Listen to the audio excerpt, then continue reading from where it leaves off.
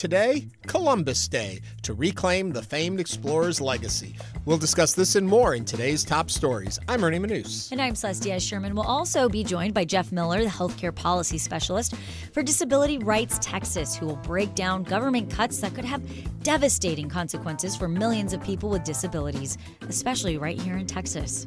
Plus, DJ Sun, founder of the Houston area live music venue The Flat, fills us in about a week-long series of events that'll celebrate their 20th anniversary. Also, we want to hear from you. Give us a call or send us a text at 713-440-8870 or email us at talk@hellohouston.org. You can also watch us on YouTube by going to houstonpublicmedia.org.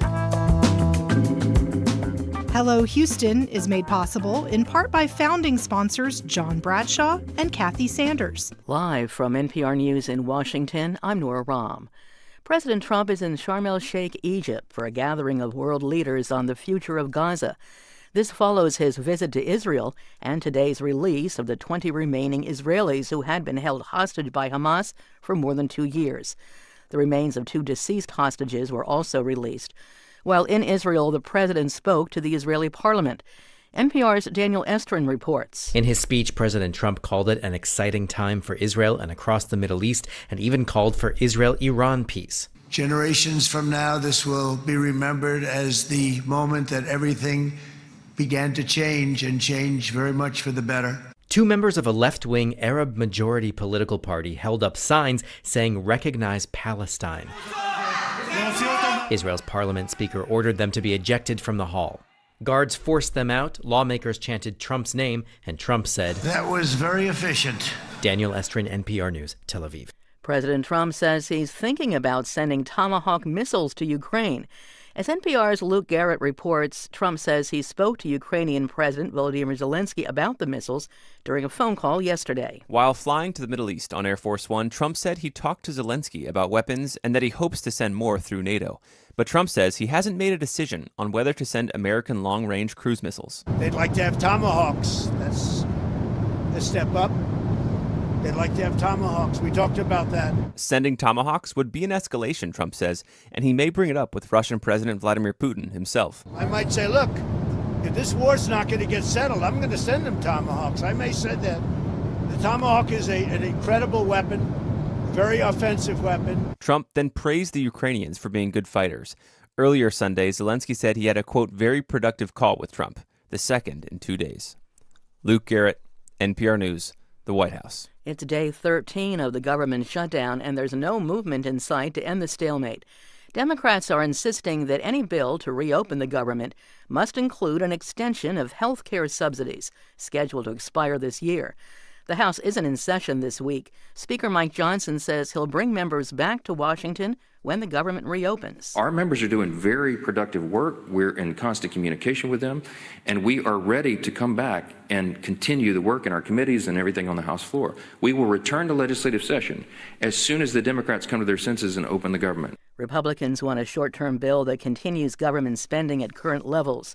The Nobel Prize in Economics was awarded today. It will be shared by Joel Mokor of Northwestern University, Peter Howard of Brown University, and Philippe Agnion of the College of France and the London School of Economics.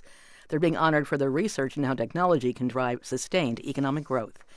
This is NPR News.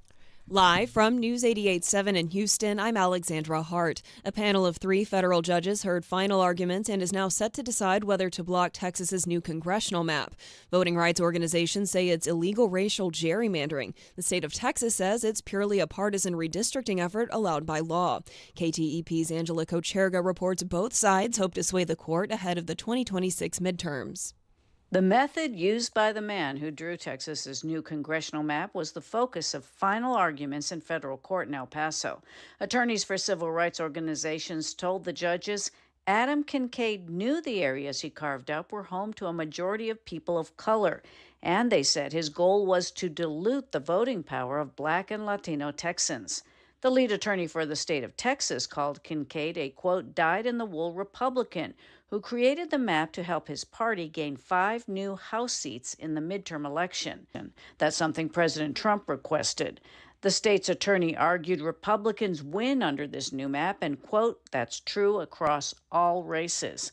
The 9-day hearing ended Friday evening with both sides urging the judges to issue a decision as soon as possible. Candidates running in the 2026 primary begin filing November 8th. I'm Angela Kochergan, El Paso.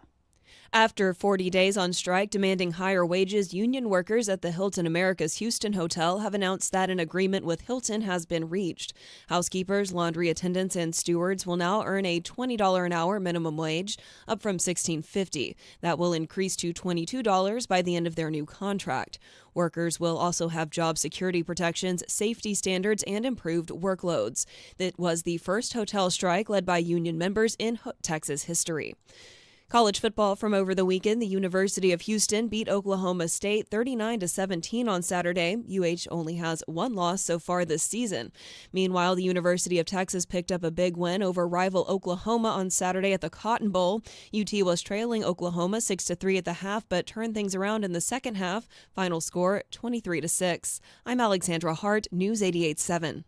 Support for NPR comes from NPR stations. Other contributors include Fisher Investments.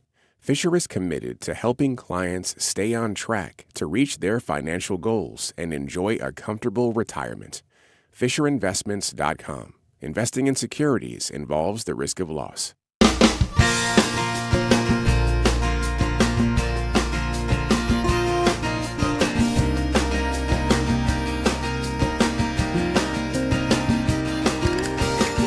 Live from the University of Houston, it's Hello Houston, an open forum on today's biggest stories affecting Houston and beyond. Call now, 713-440-8870, or let us know your thoughts on today's topics by emailing us at talk@hellohouston.org. Now here's your host for Hello Houston, Ernie Manous, Celeste Diaz-Sherman, and Frank Billingsley. Well, 2 out of 3 ain't bad. Yes, Frank is at his golf classic today that he does every year and has been doing for a number of years. So we said, you know what, you can go do your golf classic if you'd like. So he's off at his golf classic, and he will be joining us not today, but tomorrow. Yeah. And then he'll tell us how it all went. Your mic isn't My working. usual mic is off, but Frank's mic is on. So I'm just pulling Frank's mic over, and there we go. There you go. Now we're back on. So for some reason, technical difficulties have been plaguing me lately. So I don't know what it is. But it was working the great technical for me. gods have not been on my side. It was working wonderful for me. Frank was off. Your mic wasn't working. I was just going to yammer on and on. Yeah. But, it's been absolutely beautiful outside. I know. We had talked about a little on the show. I had an outdoor movie night on Saturday night, and I have to tell you, the gods shined on us. Beautiful. Cool, relaxing, comfortable evening out, not a rainfall. We really enjoyed it. It was a great show. Yes, but we do have a guest on the line. Mr. Frank Billingsley is joining us now. Frank, welcome to Hello Houston. Where are you at? Hey, I'm coming to you from Sweetwater Country Club down in Sugar Land, and I'm on the 6th hole right now. But we started on the back 9 at 17, so I'm about 8 holes into this. And we're actually using my ball. We're having a scramble for this tournament, St. Billingsley Golf Classic. And so we played the best ball of the 4 that we hit. And we're going to play mine. So I actually got finally a good shot. Great. So how is it? It's only taken 6 holes. Yeah. And so how is the weather out there, Frank? Yeah, it's perfect. It's really, but Celeste, I'll tell you, there was a cartoon years ago, and these 4 golfers are coming off of the 18th tee, and it's storming and lightning and tornadoes, and one of them says to the other, "Can you imagine the ladies going shopping on a day like today?" So golfers pretty much play in any weather that they can. But it really is nice. It's a little warm right there, around 80 degrees, a little light wind. It's nice to see some cloud cover now and then to get the sun off our backs, but no one is complaining. So far, we've raised $425,000. Our goal at the end of today is $500,000 that will go to school-based health programs for underserved communities. So I'm proud to be here. But I miss you guys. Great. Well, we miss you. You will be back with us tomorrow, and then you can give us a more detailed look at the weather of what we've got coming up, and then join in all our shenanigans here in studio. Yes, absolutely. I will be there tomorrow. I just wanted to wish you guys a good show. It looks like you have a lot to talk about, so enjoy. Thanks, Great. Thanks, Frank. Frank. Have fun and raise a lot of money.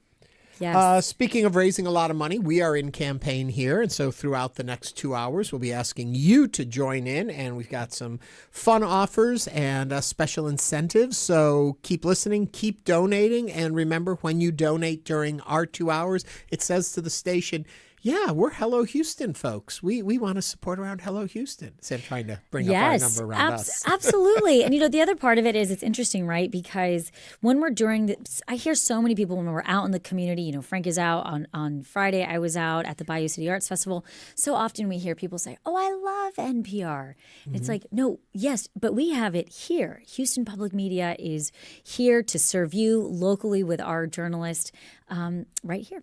Yeah.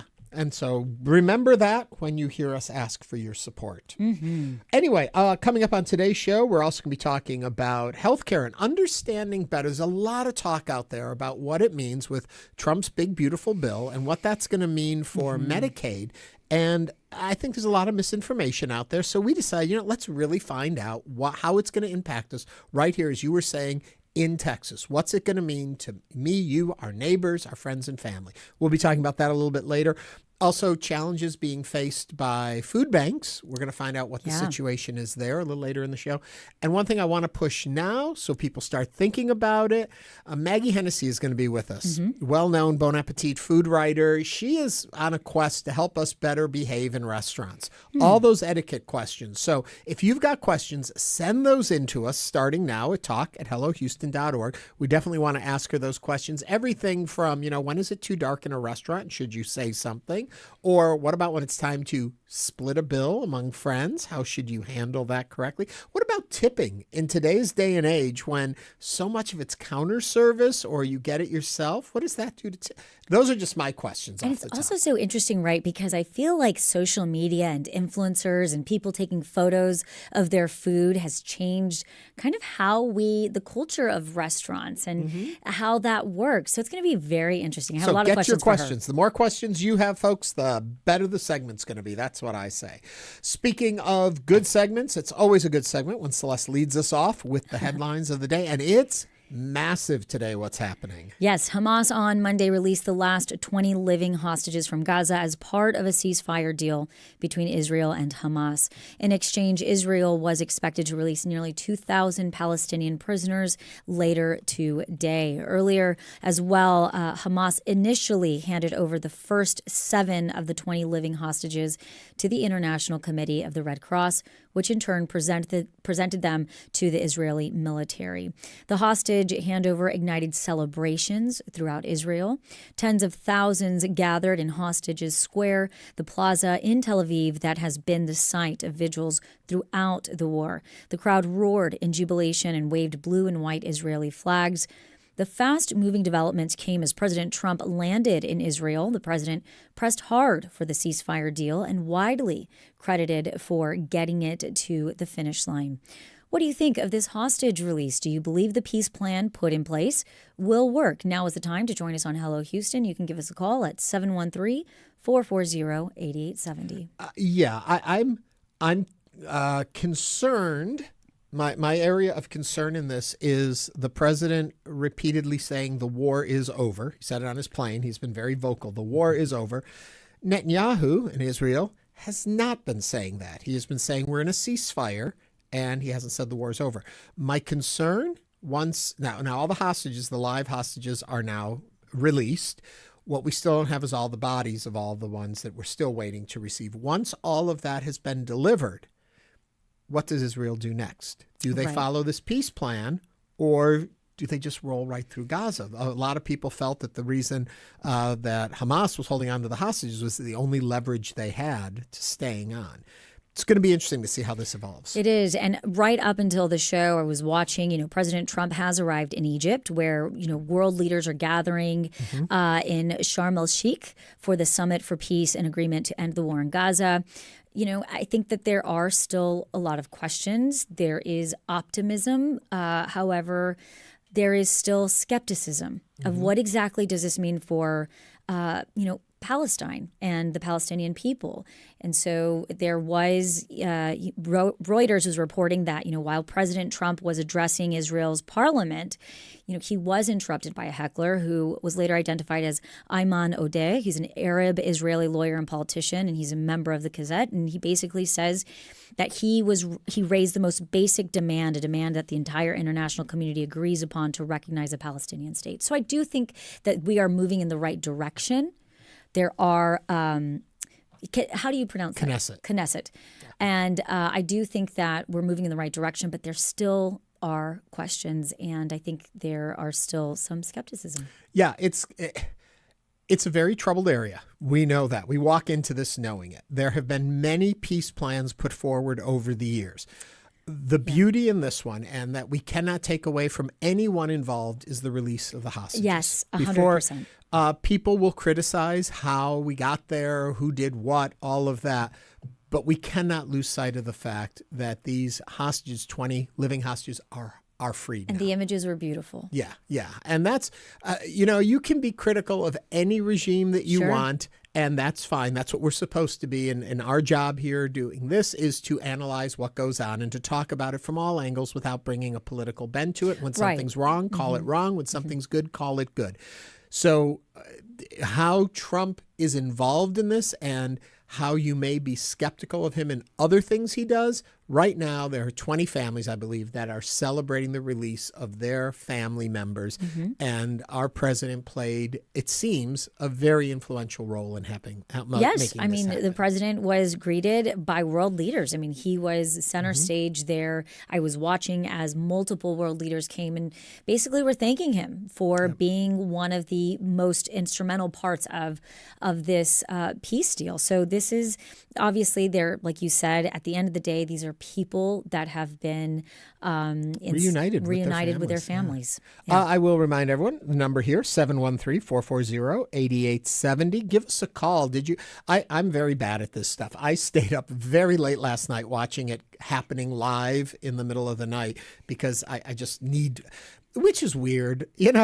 I'm curious if you watched it too and stayed up watching it, let me know. The reason I say it's weird is because in today's day and age, all of the big moments, the important moments are replayed over and over again. So if I'd gone to bed, when I got up this morning, I could have seen them right again because everything's archived that we do in our lives. But boy, oh boy, there's something about being in the moment and seeing and hearing, okay, they've been released. They've crossed the border. They are now in a base. It was really a celebration. I was happy to do it. Yes. Again, 713-440-8870. You can join the conversation on Hello Houston. Okay. You want to move on to the next story while we wait to hear from all of you folks? Yes. A lot closer to home. This is hotel workers at Hilton Americas-Houston have settled a long strike, winning a new contract that raises the minimum wage to $20 an hour for these workers and climbs to $22 an hour by the end of the agreement. The union walked the picket line for 40 days, demanding to lift pay from $16.50, so they got $3.50 raise, and improved working conditions. While the hotel is owned by Houston First Corporation, which helped lead the city's booming convention business, workers say they were left behind despite record-setting revenue. The labor historians say this may be the first hotel workers' strike in Texas history. So, what do you think of the strike? Do you think its success will lead to other labor disputes, or will it raise the tide for all folks in the labor market, especially those in the hospitality industry? Let us know, 713-440-8870. I also want to mention, too, when Maggie's on the show later on talking about restaurants, it can also talk about restaurant servers. Yep. Because of tips, they get paid much less. They don't get paid the minimum wage. Should that be abolished? We'll ask her about that, too, as we see the raising of the tide for those that make experiences out in this world better for us. Yes, and we did have a comment from YouTube about this segment specifically, or this headline. Nicole L. says, so happy for the Hilton workers. And we're going to jump back to the first segment that we were talking about earlier, the release. Hamas this morning released the last 20 living hostages from Gaza as part of the ceasefire deal between Israel and Hamas. And Mark from Upper Kirby is on the line regarding this first headline. Mark, welcome to Hello Houston. What is your comment or question? Comment, first of all, is with everybody else in the world, the appreciation that the hostages are back home. Mm-hmm. And then a question I have is, what going forward, is there going to be any consensus opinion between the Israelis and the Palestinians to live peacefully together?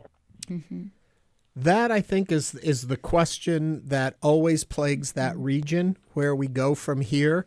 Celeste, you were talking about I don't know if heckler's the right word for it, the person who spoke out during earlier today, and their concern was, what was that? It falls right in line with what our caller is talking about. Right. It was basically saying that, there were he was basically saying that there are two people in this war and that one is not going away, that there's two, Palestine and Israel are in it, not just Israel. And so I think that is his main thing, that he's not feeling like the Palestinian people are being recognized and Palestine's not being recognized independently as a state.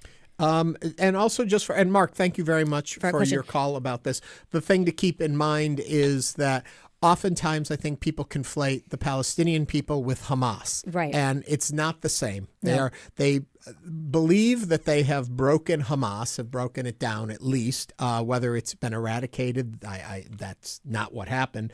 But a lot of their leadership has been taken out. But the Palestinian people are going to have to find leadership within that. Correct. And I assume, from what I understand of this, and we're going to talk a lot more tomorrow about this on the show. We're going to have an expert, and we wanted to give a chance for the dust to settle on today before we analyzed what's happening, because we're right in the moment. But that Palestine, the future of Palestine, the Palestinian people, what will be their land? Do they reclaim Gaza in totality? How much of it becomes Israel? How much is over this world court kind of thing? Chamber, I'm losing my word here. I understand. It's that complex. Will run that area. What is the future of Gaza? That's all still needs to be decided. And then we go back to what I started with. We still have to say whether or not the war is actually over. And if Hamas is out and have put down their weapons and stepped back, where do we go from here now? But I think what is most important to note is that all remaining living Israeli hostages have been handed over in Gaza. Palestinian prisoners are being released. And so we are moving in the right direction for people. Fingers crossed. Let's hope that we can find some solutions here. Also, a sad note, also over the weekend, much loved, legendary actor has left us. Diane Keaton passed away at the age of 79. She burst onto the scene early in the 70s. She was in The Godfather. She has been active ever since in the late 80s, early 90s. She was in the comedies like First Wives Club. She was still working, and just a joy on screen. She was effervescent. If you followed her on social media, she had fun in her closet with her clothes. She was classy. Yeah, but also a character. Yes. A goofy character with a touch of class and a lot of style. Yeah, but right. Like she made it to be, she made sophistication accessible. Yeah. Where she could throw on a sports coat and a hat starch and shirt a giant and look great. Belt. Yep, and a giant belt. And yes, but coming up on Hello Houston, Jeff Miller, healthcare policy specialist for Disability Rights Texas, will break down government cuts that could have devastating consequences for millions of people with disabilities, especially here in Texas. This is News 88.7.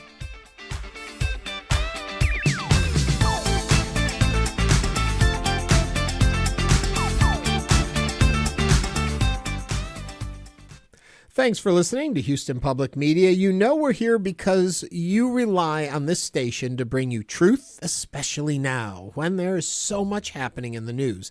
You know, when you first hear a story on Houston Public Media, you know that it's truthful, fully researched, and that it's only possible because of you. Right now, your support to make all of this happen. You ready?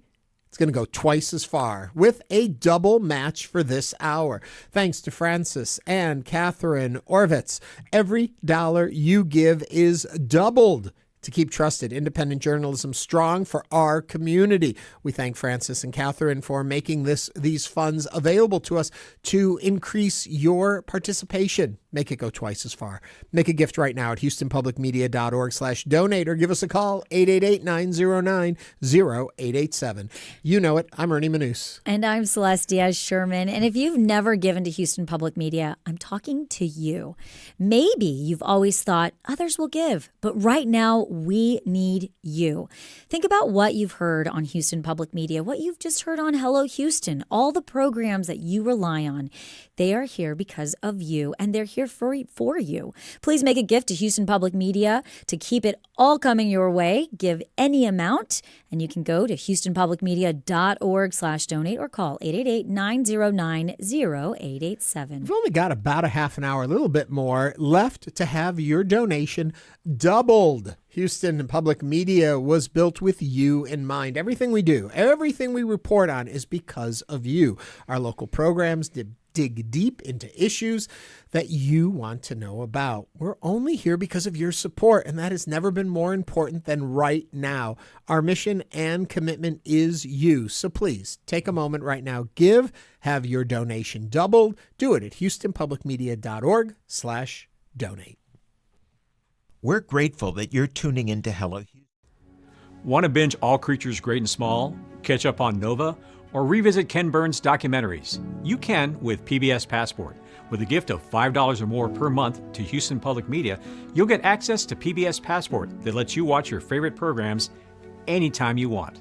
Support the programs you love and enjoy them on your own schedule with PBS Passport. Make your gift now at houstonpublicmedia.org/donate. And is threatening to invoke the Insurrection Act to do it in Oregon. We look at what's happening on the ground in Chicago and Portland and what it means for the country. Next time on 1A. You can hear 1A. It's coming up today at 2 o'clock.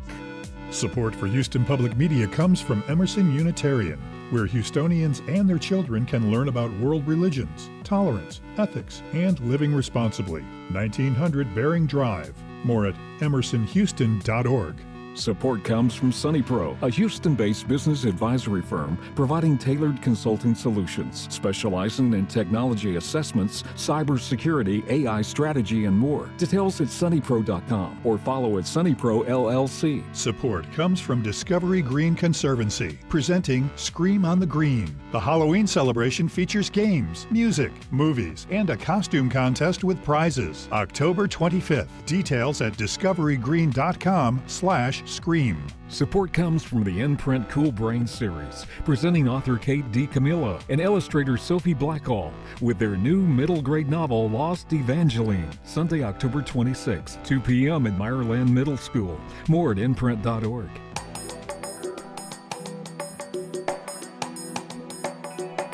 And now back to Hello Houston. To comment on any of today's topics, call 713-440-8870 or email us at talk@hellohouston.org.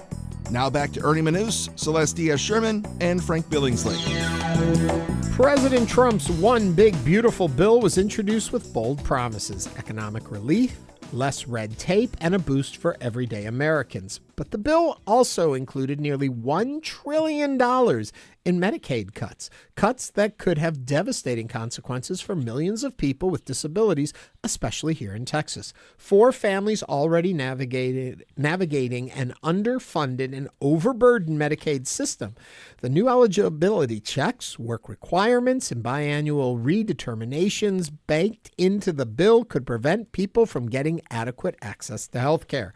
Texas, which ranks near the bottom nationally in healthcare access and services for people with disabilities, stands to be hit especially hard. Rural communities where hospitals rely heavily on Medicaid funding may soon face clinic closures, staffing shortages, and deeper gaps in care. Is all that accurate? Well, we're going to find out. Helping us break it all down is Jeff Miller, Healthcare Policy Specialist for Disability Rights Texas. Jeff, welcome to the show. Thank you for having me. A lot to set up there for people to understand. I just want to also jump in and say, if you would like to join the conversation, ask questions of Jeff, or get a better understanding of some of this, give us a call or text at 713-440-8870. I guess the place to start is, we heard a lot when the big, beautiful bill was being put forward that it would not affect health care. It was not going to harm our health care. The reality on the ground, from what you've seen, what's gone through, what we expect to happen is what? Then it's a whole lot more complicated than it's just not going to impact your health care. If it's okay, just real quick, I would like to start by just saying, when you look at healthcare in the country and the healthcare provisions in the reconciliation bill that was passed in July, there's really three different programs you're looking at. You're looking at Medicaid, which is the state and federal partnership that states partner with the federal government to provide services mainly for pregnant women, children, and people with disabilities. Then you've got Medicare, which I think most of us are familiar with because it's the program that protects people when they are retiring or older. And then there's some other cases where it gets involved, but mainly.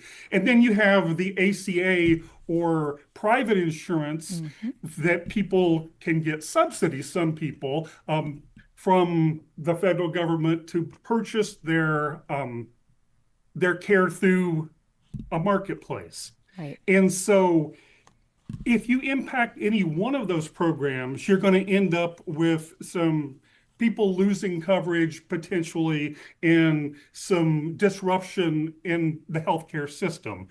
If you impact all three of them, we're not sure what's going to happen. We just know that there's potential for lots of things that aren't necessarily what we'd like to see happen. One thing to remember about Medicaid and people with disabilities is that most insurance policies, including Medicare, only provide medical care for people that have a broken arm, a broken foot, need to go to the doctor's office, need a hospital stay, need an x-ray. Those are the things that the medical kind of benefits are, we sometimes refer to them as acute care benefits, that things like Medicaid or Medicare and ACA policies provide.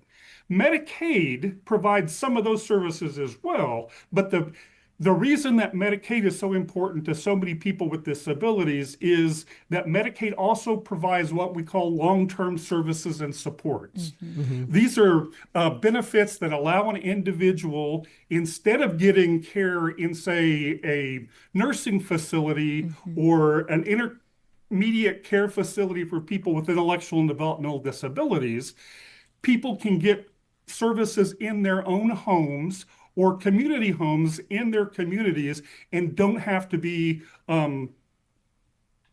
institutionalized in order to get the support needs that they need. Let me jump in here and ask you a quick question about that. If those services are cut, those services are reduced, then I would assume it rolls downhill. Then the impact ends up increasing on Medicare and then also on private insurance, because you can't just ignore the issue. Absolutely. Okay. And to exacerbate all of this, you have to look at it through the lens of what's it like in Texas before the reconciliation bill was passed. Okay. Remember, in Texas, Medicaid provides these long-term services and supports to individuals in their communities if they have functional need and economically qualified. What Medicaid says is that states, there are certain kinds of benefits you have to provide, like institutional care, like a nursing facility. And then there's permissible things that you can provide if you want to, as long as you stay within a financial guideline. And so for those community-based services, if I need to go to a nursing facility and I meet the qualifications the state is playing in Medicaid, they've got to provide that nursing facility care for me. If I'm somebody with a disability that wants to live in the community, the state can say, well, we'll get to you as soon as we can, but right now we're only going to fund X number of slots for these Medicaid waiver services. Right now, we have about 180,000 people waiting for services in Texas. The fear is that if you take money out of the Medicaid system, along with drawing money from the other two systems as well, you're going to end up with many more people looking for services.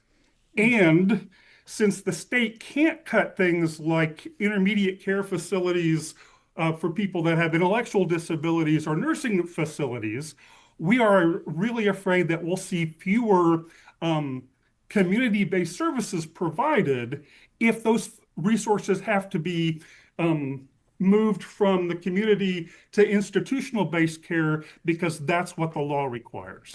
So, Jeff, correct me if I'm wrong. What I also understand is that the eligibility requirements and the paperwork to basically file for eligibility is going to become much harder and the process will be longer. That is exactly what it appears. And, this is all still just happening. So we're going to find out over the next couple of years as some of these things get implemented. But eligibility for Medicaid in Texas has been challenging for the last several years. There's been lots of problems with the whole redetermination that happened after the COVID stuff and all of those things. So we're just recovering from that. And so potentially what the reconciliation bill does is it takes a lot of the paperwork kind of things that were in place and planned to go into place to give more flexibility to states when it looked at looking at eligibility and processes that had to be done and ways of trying to determine someone's eligibility without making them send in paperwork over and over again and pay stubs and all those things.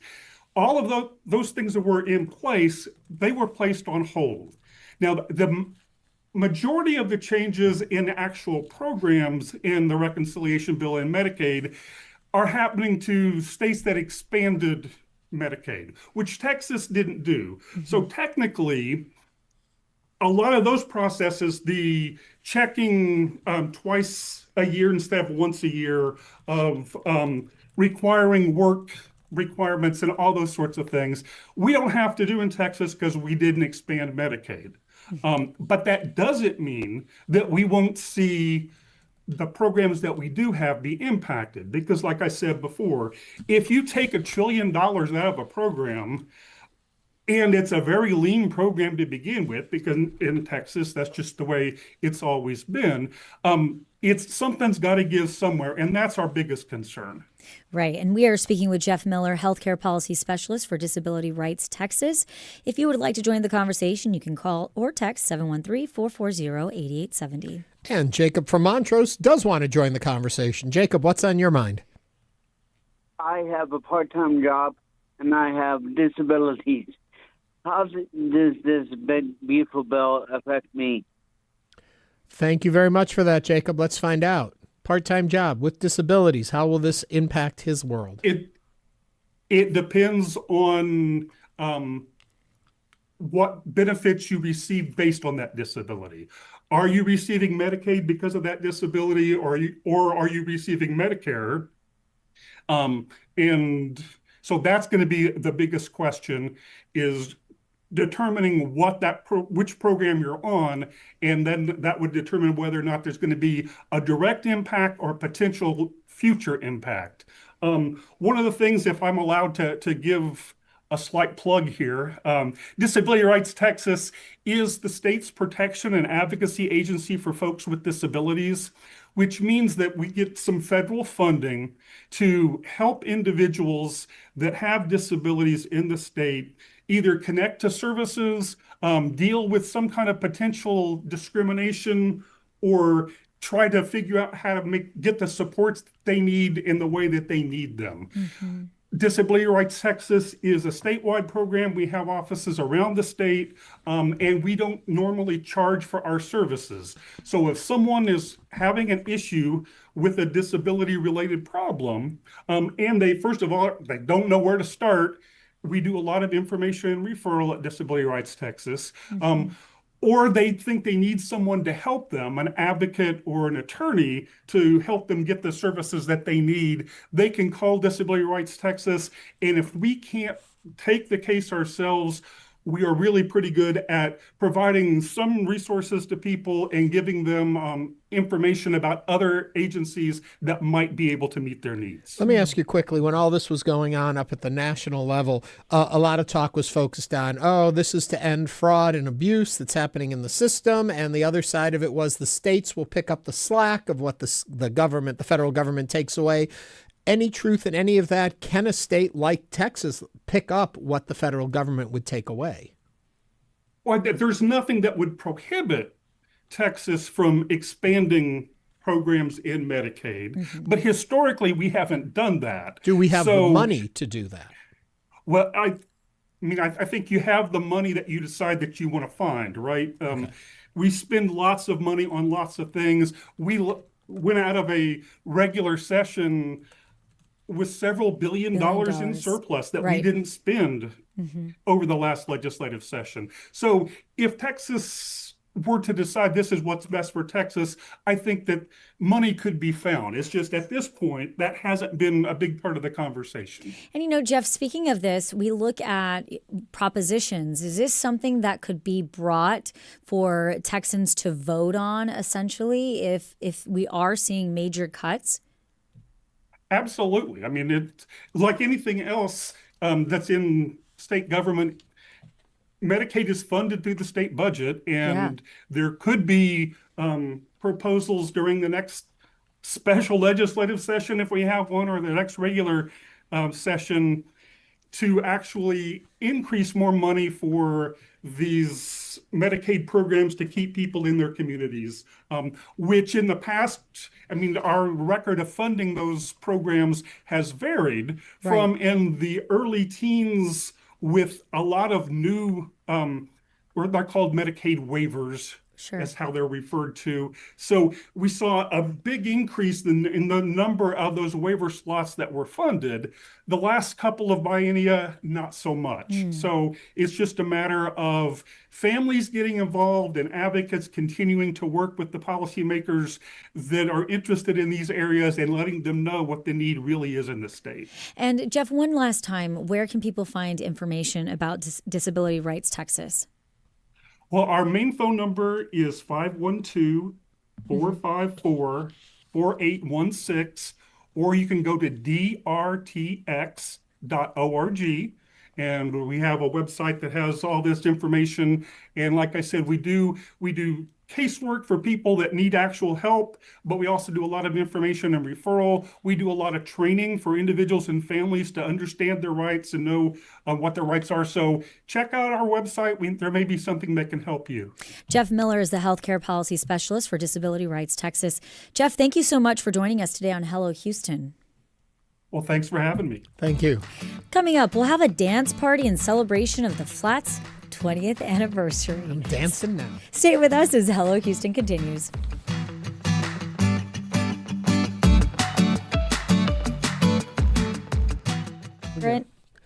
Houston Public Media belongs to you because your support is what keeps us on the air. Now we're completely community funded, which means everything you hear is possible because of you. Actually, it gives you more ownership, but you gotta play and pay for us to do this. Right now, your gift, though, ready for this? It's going to go twice as far with a double match this hour.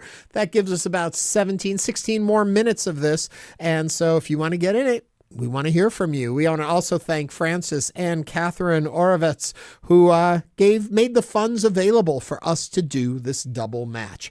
Every dollar you give right now is doubled to power trusted news, programs, and stories that serve Greater Houston. So give right now at houstonpublicmedia.org/donate or give us a call, 888-909-0887.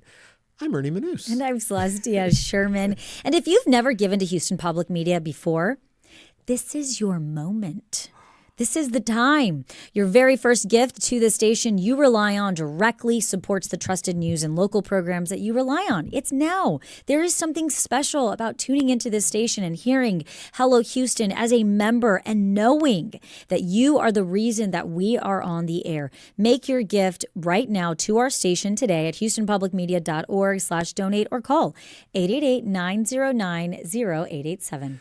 Oh, only about 15 minutes left to have your donation doubled. So if you're listening to us right now, you know Greater Houston is strong and resilient, and Houston Public Media reflects that spirit.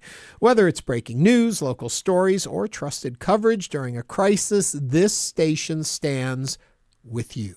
Your gift keeps that mission alive for you, your neighbors, and the next generation.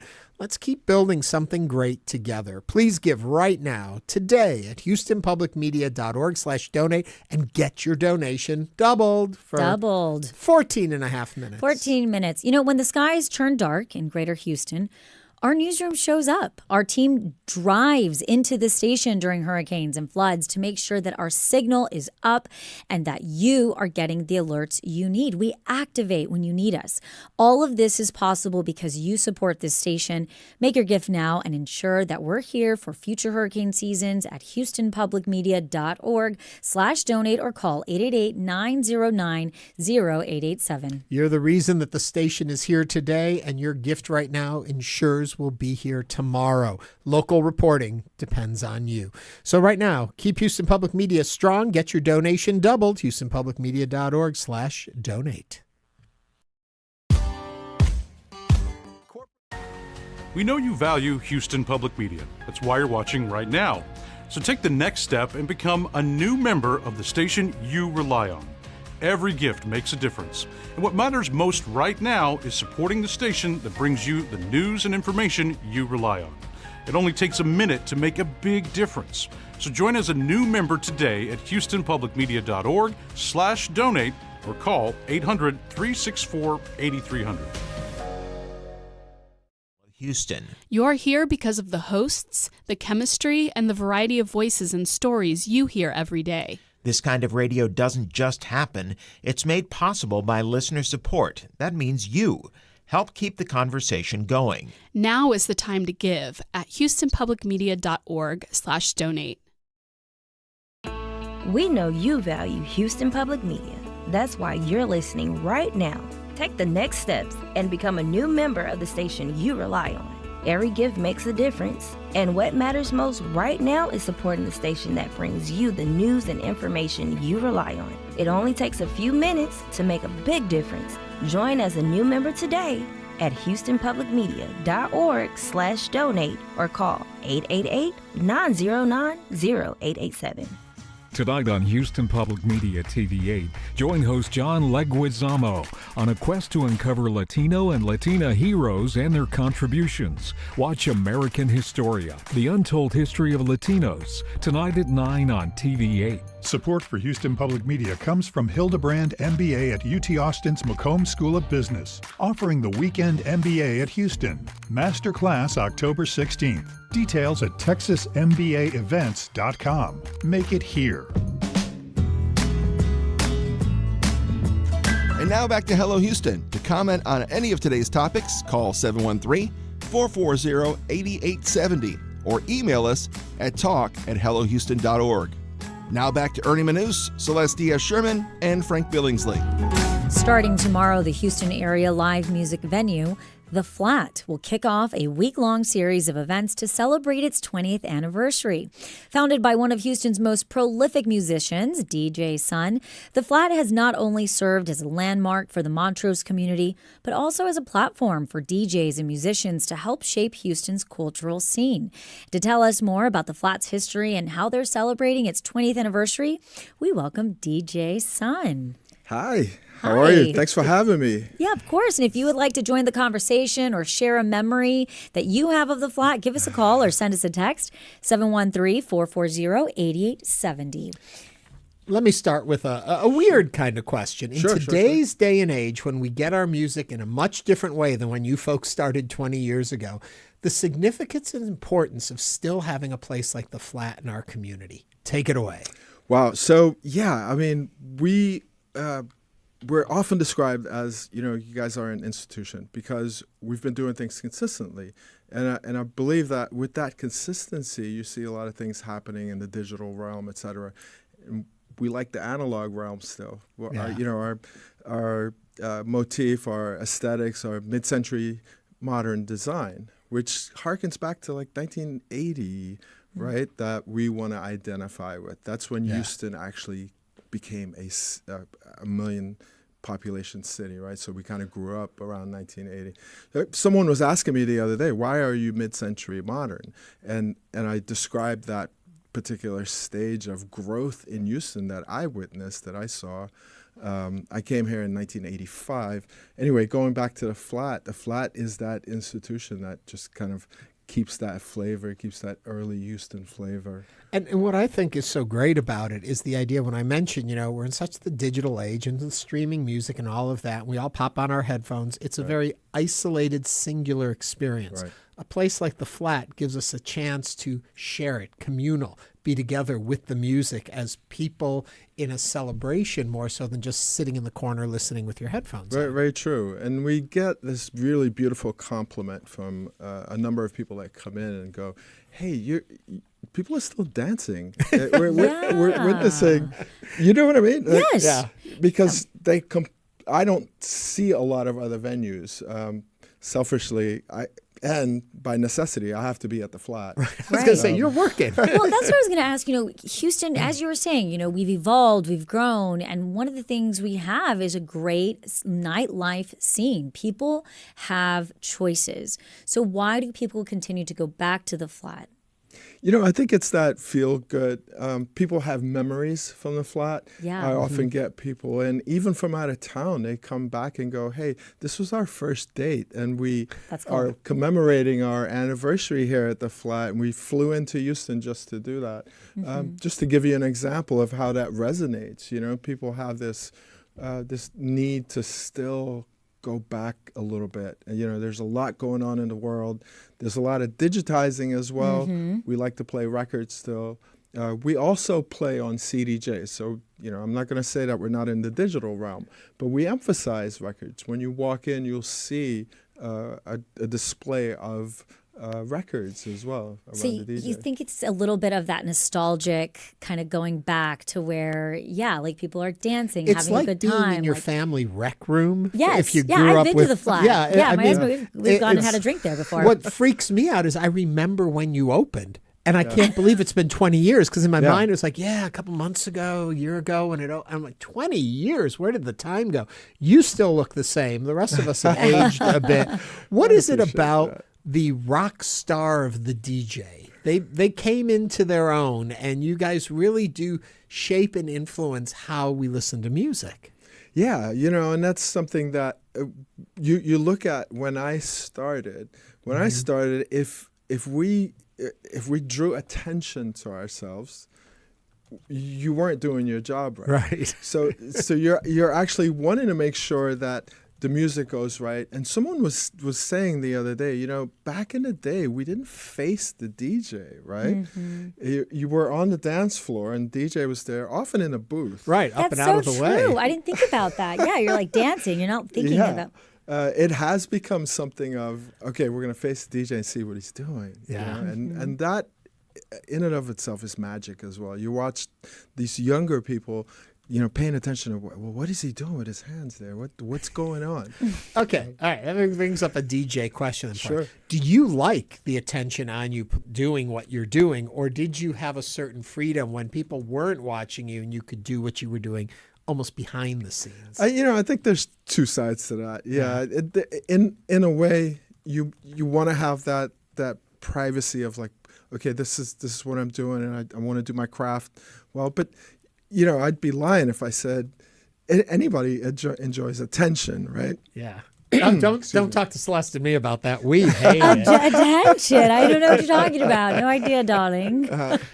So I don't, I don't want to fib about not liking the attention. It's good. It's also sometimes it's distracting. Yeah. I see people looking at me. I'd rather have them moving and dancing, and if I glance up, I go, what are they looking at? And it may take my concentration away a little bit. I have a guilty pleasure movie, and I've mentioned it before, so I don't feel bad saying it. Can't Stop the Music, the Village People movie. But in the beginning, the character that's supposed to be creating them is a DJ. Yeah. And he's up in the booth, and he talks about how when you change the music, you can watch the people. You're controlling the people because when you lift the beat, they move, and when you bring it down, so you're in control. That must be a really, in some ways, wonderful feeling to know you're bringing this joy into them and you can control how they respond to it. That does feel good. And over time, I've been doing this 33 years now, and over time you learn about tempos, about different drum structures, about particular mid-range frequencies and what it does to people. Yeah. And there's still an experimentation going on today. Even, I still play on Fridays and Saturdays at the Flat. And I'll test them. I'll see what's. So we're really your lab rats when we're in there. Okay, so quick question, like a little rapid fire here. Yeah, when did the Flat open? So the Flat opened in 2005. Okay. And I wanted to also say and clarify, I started there as a DJ, and then after 8 years, I had the opportunity to purchase it. So I didn't quite launch it in that I founded it, but I launched it in that I DJ'd there. Love it. Yeah. So you were there in the original bringing it in. Oh, yeah. Yeah. Okay, so we kind of buried the lead. First of all, where is the Flat for people who don't know where it is? The You're right on Flat that is curve in thing. Montrose. It's at 1701 Commonwealth. It's very near Whole Foods. That's a good landmark. But you can also landmark it via Rudyard's. Rudyard's would be on the other side of the two. There's a one-way going Waugh Drive. The other side is Commonwealth. You know what we should do? We should have a Hello Houston dance party there. Let's do it. We should You do can it. have the party. I'm not dancing. I love to dance. We're going to have a dance party at the Flat. Hello Houston, and all proceeds will go to Houston Public Media. Right, obviously. Really quickly, how are you celebrating? Give me really quick because we've got to get out. So we're starting on Tuesday. We're going to have light years, a steak night.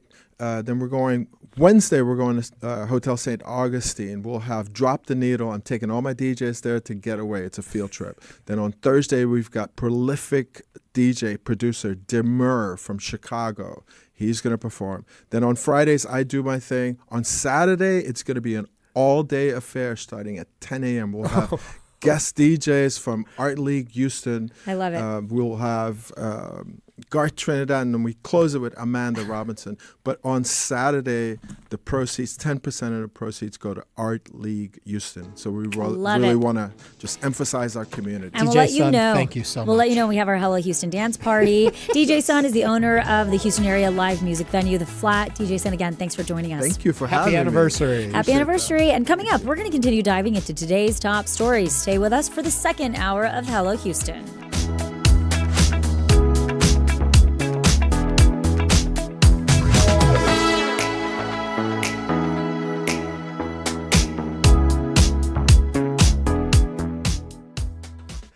Every story we cover, every local show we produce, that's all possible because of who, Celeste? Because of you. But we need your support right now. Houston Public Media is now completely, do you hear that? Completely community supported. That's new for us and new for you too, but that's why we're turning to you. And in this hour, or the last 2 minutes of this hour, your gift will go twice as far with a double match thanks to Francis and Catherine Orovets. Every dollar is doubled. So make your gift of support right now to the station at houstonpublicmedia.org/donate or call 888-909-0887. I'm Ernie Manous. And I'm Celeste Diaz-Sherman. We know you're here right now because this is the station that you rely on and you value the service and we value you and the information that we provide. But we are only here because of you. Becoming a new member of Houston Public Media starts with a single gift. So go 888-909-0887. I'm Ira Flato. When did you first get captivated by science? Astronaut Leland Melvin says his interest was sparked literally when his mother gave him a chemistry set. I created this explosion. I burned her carpet. She ran in the room and, I got a spanking, but my brain was activated to science. Activate your brain to science on Science Friday from WNYC Studios. Science Friday, every Friday, 1 p.m. on News 88.7. Support comes from downtown Houston, a growing urban district and home to performing arts. Houston Rockets and Houston Astros, and global headquarters with over 1 million square feet of office leases signed this year. Details at downtownhouston.org. Support for NPR comes from NPR stations. Other contributors include Progressive Insurance, where drivers can compare direct rates using Progressive's rate comparison tool. Customers can see options and rates side by side. More at progressive.com or 1-800-PROGRESSIVE. Sunny day today. We'll get up to about 87. Then tonight, clear skies, the low 67. Looking ahead to tomorrow, just like today, lots of sunshine. We'll get up to around 89. Currently, it's 84. This is your NPR station, KUHF, Houston. News 88.7, a service of the University of Houston. It's 12 o'clock. Just ahead on this hour of Hello Houston, all 20 living hostages held in Gaza have been released in exchange for the release of nearly 2,000 Palestinian prisoners. We'll discuss this and more as we continue diving into today's top stories.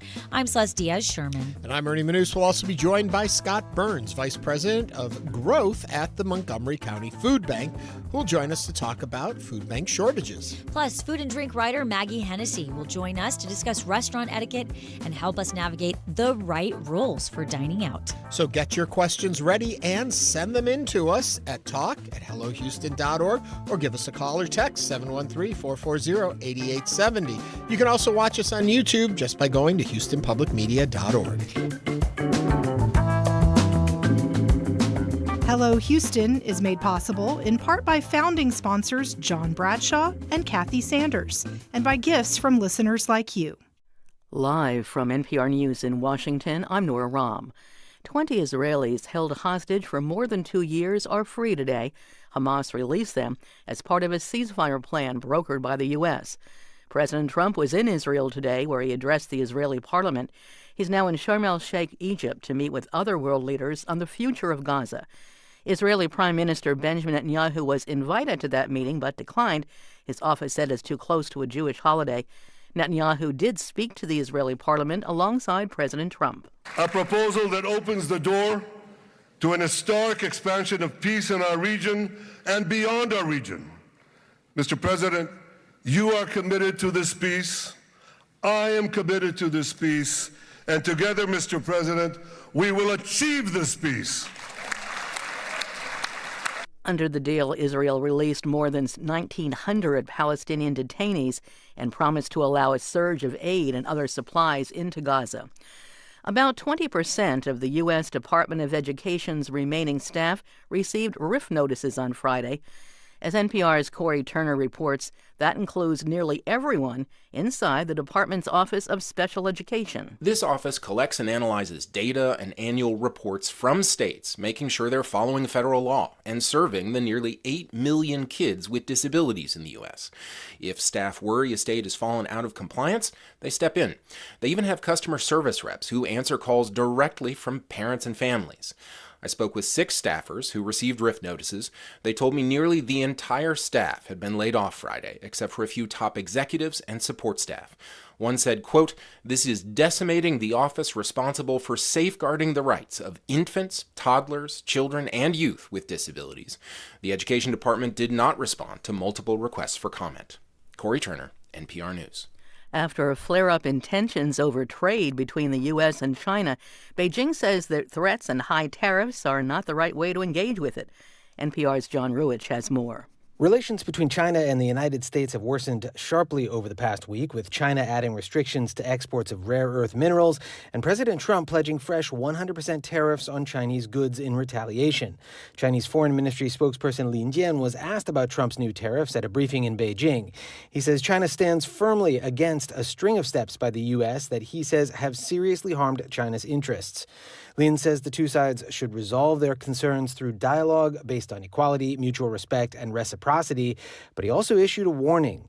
If the U.S. persists on doing things its own way despite opposition, he says China will take resolute countermeasures to safeguard its legitimate rights and interests. John Ruwich, NPR News, Beijing. At last check on Wall Street, the Dow is up 668 points. This is NPR News in Washington. Live from News 88.7 in Houston, I'm Alexandra Hart. A long-shot effort to recall Mayor John Whitmire from office is off to a sluggish start. After 1 week, organizers are not on track to collect as many petition signatures as they need. News 88.7's Dominic Anthony Walsh reports. The organizers need to collect more than 63,000 signatures within 30 days. After 1 week, the core leadership group says it has collected roughly 200. That puts the effort on track to reach the signature threshold in about 6 years, long after Whitmire's first term in office ends. Organizers say they recognize the possibility of failure, and the push is largely designed to draw attention to policies they disagree with, like the removal of traffic safety features from roads. A spokesperson for Whitmire says he is not distracted by the campaign. I'm Dominic Anthony Walsh, News 88.7. Texas residents will be able to apply to any public college or university in the state for free beginning today through October 19th. News 88.7's Matt Harrop explains. Incoming freshmen and transfer students can save hundreds of dollars by submitting applications through applytexas.org. That's an online portal allowing students to apply to multiple colleges with just one application. Lawmakers passed a bill last year allowing all in-state residents to apply for undergraduate admission to any public higher ed university for free each year during the second full week of October. The free application period ends next Monday. That's Matt Harrop reporting. More alleged victims of a traveling Houston-based veterinarian accused of committing sex crimes are coming forward. 52-year-old Gregory Ford was arrested last month in Florida for sexual battery of a person in between the ages of 16 and 17 years old. ABC 13 reports that the criminal complaint came from the mother of a teenage girl who says her daughter began working at the veterinarian practice when she was 15 years old. Investigators say that they have spoken to at least 4 other victims from different states. It's 84 degrees right now on the University of Houston campus. I'm Alexandra Hart, News 88.7. Support for NPR comes from NPR stations. Other contributors include Progressive Insurance, where drivers can compare direct rates using Progressive's rate comparison tool. Customers can see options and rates side by side. More at progressive.com or 1-800-PROGRESSIVE.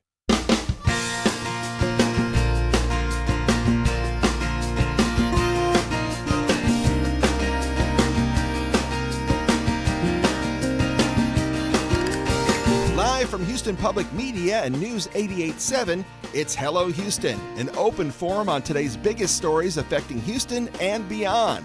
Call now, 713-440-8870, or let us know your thoughts on today's topics by emailing us at talk@hellohouston.org.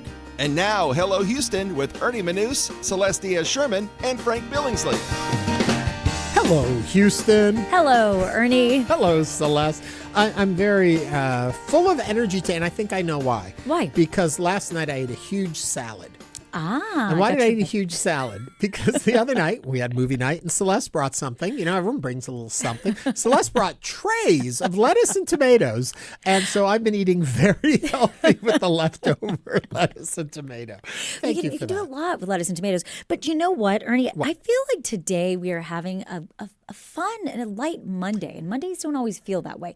I know why you feel light, because you had salad for dinner. But also, I think it's the feeling, this is going to sound really pretentious, the feeling on the globe today is positive. We're feeling good. Something, rarely do we get to sit somewhere and say good news, something we can all get behind and feel good about. Yes. And that's what's happening in the world today. Now, will this hold? Who can say? But in this moment, Let's all join hands and be happy that we have a moment like this. I completely agree with that, Ernie. I'm talking about what's going on in Israel for anyone who's yes, just joining and in. it just feels like that we are seeing, I think with social media, we get so bogged down with these horrendous images of what's happening, and we understand that there's a lot of suffering that happens in this world. And so to be able to see our world leaders gather and come together and say we are moving for peace, the conversation, the word peace is being used. We haven't quite gotten to the point yet where it's going to get into the weeds, when then there's going to be hard feelings and there's going to be a reach for territory and all that. That's still to come, and we know that's coming. Yes. But in the moment, in today's day and age, when we can have moments of unity, let's enjoy them. Right. Speaking of something else, I enjoyed the first hour. We got to hang out with DJ Sun. He's celebrating 20-year anniversary at The Flat, a great music venue for dance and recording music, very mid-century modern-y, kind of think of your parents' basement, I think of when I think of that vibe. Yes. But he also brought us a gift, but we got so talking, we never got to see what he brought. Okay, well, and so show I've me. got the bag here, and let's see what we got. And I have a funny feeling vinyl's going to be at play in this because of the size and shape. Also, remember, you can watch on YouTube. Just go to HoustonPublicMedia.org, and you can see what we got. Let's start first. Ernie's doing an unboxing. It's like an unboxing video. On Hello Houston. Here we go. We got a CD. Love Letters, a DJ Sun CD, mixed CD. I love it that DJs make CDs now. You know, that they play their stuff and the way they mix them and the style and talent they have at blending. We each got one. Good. Okay. I bet there's a third one for Frank. And there's a third one for Frank. There we go. Which Frank will be back tomorrow. Okay, more and CDs. And then we have another DJ Sun CD. Great. And of course, in triplicate, so we can all enjoy that. But here we go. Drum Flat roll. bag. And, we got Love Letters on vinyl. Cool. There we go. So these are DJ Sun's newest album. I love that things are still coming out on vinyl. That's cool. Do you have a record player? I do not. But we were in Colorado a few months ago, and our Airbnb had a really cool vinyl record player, and my kids loved it so much that might be a Christmas present. We went up to a year ago at Halloween. We went to Dallas and stayed to see the 50th anniversary of one of my favorite movies, Phantom of the Paradise. And the hotel that we stayed in right next to the theater, in every room they had a record player, and in the lobby they had a record library. That's you cool. could go down there and pick out the vinyl you wanted to listen to. We grabbed Fleetwood Mac. Took it up to the room. Really enjoyed that. Yes, absolutely. Oh, you know what, though, Ernie, really quickly, we were talking about how Diane Keaton, iconic actress, has passed away over the weekend. And you said you had a great story about her. Okay. Yeah, I do, actually. So she left us, 79 years old. Great talent. So many generations know Diane Keaton. You can pretty much figure out someone's age by how they know Diane Where Keaton, they know what her. movies Yep. they know her from, all the way up until just recently, still working. So I used to do a lot with Al Pacino. I would tour with him, and we would do these interviews on stage. And Diane Keaton and Al were together for a number of years in the late 80s after he had done, was it called Revolution? The movie he did that was a terrible flop. And he kind of felt really down on life. He just kind of stayed at home. He wasn't working. He had kind of retired. And he was with Diane Keaton at the time. And he told me this story about how Diane Keaton came in and said to him, no, you're not going to keep doing this. You're not just going to sit here. It's been so many years. I think it was 4 years. And she was like, no, you're working. So she took him to her agent or her manager and said, what do you see here? Al Pacino tells me this story. What do you see here? And the manager's like, a great movie actor, a great legendary actor. And she said, no, you see an idiot who's just sitting here not doing any work. Get him back to work. And the script they got was Scent of a Woman. He went back to work to do Scent of a Woman. That's what he got his Academy Award for. And it was all because she thought he was an idiot. And he told me that story, so I feel free How telling it. many women do that? Yeah, she was like, you're Get off getting the up, couch. you've got talent, you're not going to waste it just sitting in the house and walking the dog. Beautiful. And she got him back to going. That is amazing. There you go. There's my Diane Keaton story for the day. We also did get a text. Happy 250th birthday to the world's finest Navy. That was Richard, retired Chief Petty Officer of Magnolia. And just for quick reference, the U.S. Navy's birthday is on October 13th, 1775. It's amazing. There you go. Okay, I guess that means we've got to go. Oh, before we go into headlines, I do want to mention, coming up in this hour, Maggie Hennessy, food writer, drink writer from Bon Appetit, and she's written books, all that. She's going to be with us to help us navigate the world of eating out and dining in today's day and age, and we want your questions, comments, concerns. Email them to us now at talk@hellohouston.org, or you can text them to us or even call 713-440-8870. Celeste, what are we talking about in headlines? On Thursday, President Trump has signed a proclamation declaring today to be Columbus Day in an effort to reclaim what he called the famed explorer's extraordinary legacy of faith, courage, perseverance, and virtue. In recent years, many people have instead celebrated Indigenous Peoples Day to recognize native land and acknowledge the contributions Native Americans have made to the country. Critics and advocates like Carrie Malloy, a professor of Native American and Indigenous Studies at San Jose State University, have challenged Columbus Day and Columbus's legacy. He says Columbus's arrival to the Americas triggered a mass genocide of indigenous people throughout the Western Hemisphere, which included deadly disease being spread among them, their land being stolen and being forced into Christianity. Thursday's proclamation does not mention Indigenous Peoples Day, but it accuses left-wing arsonists of trying to destroy Columbus's name and dishonor his memory. What are your thoughts on the return of Columbus Day? Now is the time to join us on Hello Houston, 713-440-8870. Well, the story feels a little bit of a downer after having such a fun well, I kind mean, of thing. As somebody who is nostalgic for a certain period in time, sure, I miss the idea of Columbus Day, having a Columbus Day, because I grew up with the Columbus Day. Yes. With the current information we have to understand that period of time, I can understand concern about re-embracing that name in regards to this. But does that change the fact that this man, and there's so many questions about, it was Leif Erikson who discovered it and all of that stuff and all. Columbus, I think, oftentimes takes on an ideal outside of who the person was and the behavior. It becomes a concept more so than a recognition of a particular individual, and that our retelling of the story makes him almost a cartoon character of who came to this country and discovered the country. He never even set foot, as I understand it, on our continent. He was on the islands surrounding us. So, and down South American way, I guess, but in the what we recognize as the United States of America. So, it's interesting. I understand the concern. But it's interesting that you say that kind of the nostalgia of that time. It kind of, for me, this bleeds into a little bit of Thanksgiving, because I love Thanksgiving, and a lot of times people say that Thanksgiving can be problematic for the way we have presented history. And I know this directly from somebody who I really respect and love, and they are Native American. And I remember last year having a conversation with them, and they said that during that time they take it as Native American, they take time to fast and to remember their ancestors and their tribe. And I love Thanksgiving, and full disclosure, I have this huge inflatable turkey in a pilgrim hat holding a pumpkin that says, thankful or something. And I, after that, felt, can you hold space for both? Because I so want to honor and respect Indigenous people and what they did for this land and how they've been treated historically.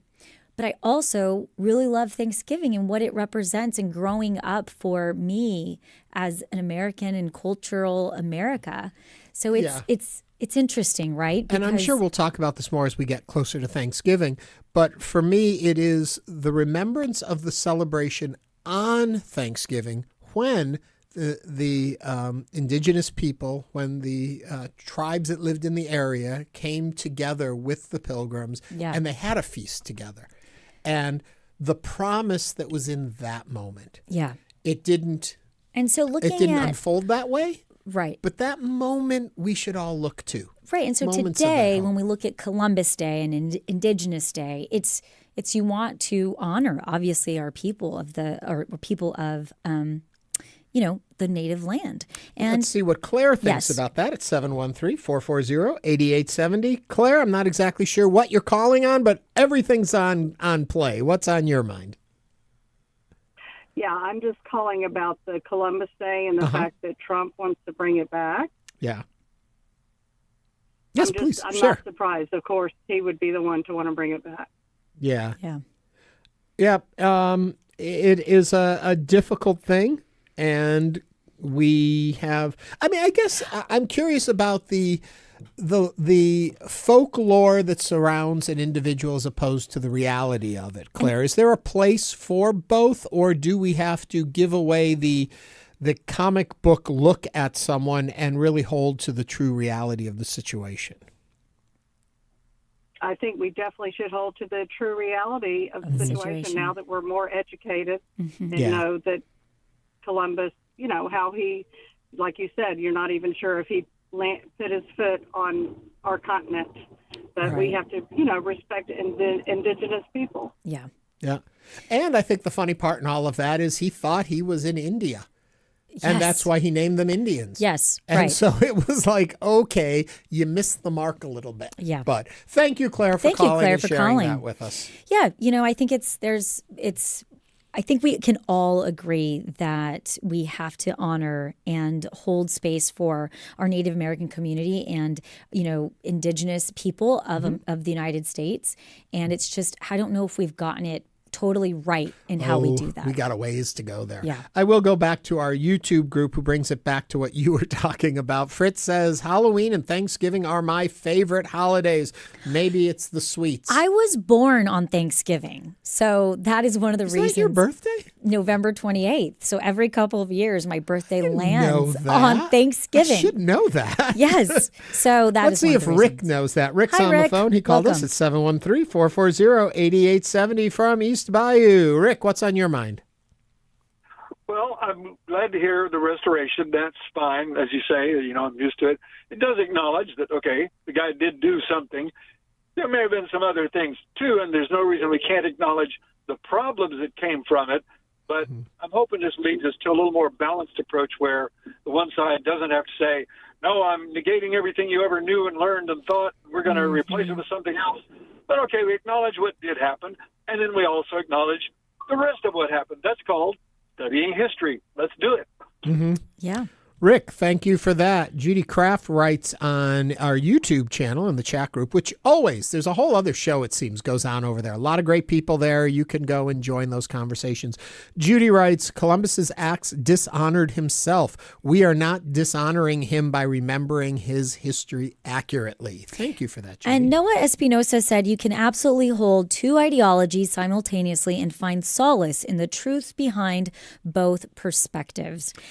Yeah. Yeah. Well, Rick was saying, too, a moment ago about how, or was it also Claire, about, you know, we advance as people and we learn and we get a better understanding of it. And so there's nothing wrong with moving forward with the understanding of what we've learned. That's how people advance. And so, yeah. Okay, yes. I've said enough on that. Yeah, no, but it's definitely interesting, and everybody is always welcome to the conversation, or shall I say the table here at Hello Houston. You can give us a call, 713-440-8870. But coming up on Hello Houston, Scott Burns, Vice President of Growth at the Montgomery County Food Bank, will join us to talk about food bank shortages. This is News 88.7. Stay with us.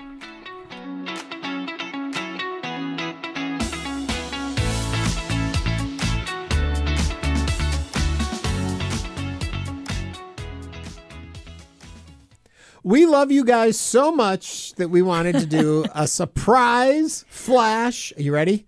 Triple match. Yes, that means until the end of our show today, your donations are triple match. I don't know that we were supposed to do this in unison, but thank you, Celeste. This is not something that happens a lot. So right now is the time to take advantage of it. And the best thing is it means no more impact on you than you simply giving the donation you wanted to give. Everything else will be taken care of at this end to triple your match. Now is the time to take advantage of it. All of this is possible because you stand up for a station you rely on. Houston Public Media, as you've heard now, is entirely supported by you. So make your gift right now at houstonpublicmedia.org/donate or give us a call at 888-909-0887. Okay, a surprise triple match. I mean, now we're talking. Now we're definitely cooking. talking, Okay, yeah. so Laura says, thank you for your commitment to high quality, unbiased journalism. Please keep up your good work. You deliver a vital service to our city and democratic society. Thank you, Laura. And you know there is something special about supporting the station you rely on every time you tune in, you listen, whether you're on 88.7 or on YouTube. But every time you go to our website to read our news articles, you know that you are making it possible. Your first gift ensures that all our local programming and reporting is available to our community, even when others can't give. Become a new member of Houston Public Media today. It starts with one gift at houstonpublicmedia.org/donate or call us 888-909-0887. And for the next 36 minutes or so, that one gift will be triple the impact right now. So we know that triple matches inspire people to give. We don't do many of them, but when we give one, that's when you should actually make your donation. Right now during this hour, if you've been waiting for the right time, if you usually wait till the end of the drive to do it, don't wait today. Do it right now and help us feel the impact triple. Our mission is to bring you the news and information that builds a stronger, more informed community. So right now we need to hear from you. It's a promise to serve everyone on air, online, and wherever you are. We find you and we get you the news you need to know. When you give, you empower this mission, and your support truly matters. Please take advantage of the triple match. Do it right now. Just make that donation any amount you want. We'll take care of tripling it. Right now at houstonpublicmedia.org/donate. Benu gave, and she says, I wouldn't know what I'd do without this routine. It's been years. I have started my day with Alexa, give me the news on NPR, to the point where we heard my little girl starting to pretend to play mommy. She says, Alexa, give me juice on NPR. Join Benu, houstonpublicmedia.org/donate. Hi, I'm Manoush Zamarodi, and our world is changing. Hello, I'm Bob Maniger from the Ed and Jean Matthews Foundation. PBS has been a part of our family for generations, and we are proud supporters of Houston Public Media. From PBS Kids programming that supports children and their parents to PBS NewsHour that we rely on to learn about what's going on in our world. Your support keeps PBS available for our community across Greater Houston. Give now at houstonpublicmedia.org/donate. Ideas that define Greater Houston. These counties have been growing a lot. I think what has been holding us back is the fact that for 2 legislative sessions, schools didn't really get an increase in funding. If the storm surge comes up the ship channel, that's a nightmare. There's an acceptance at cons that you don't get elsewhere.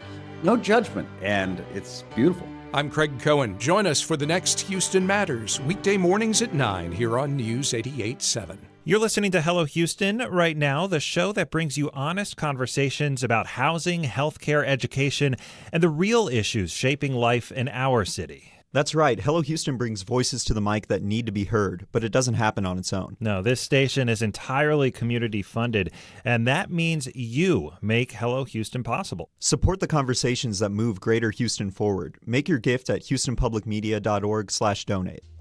Support comes from the Welcome Group and Welcome Wilson Jr., President and CEO.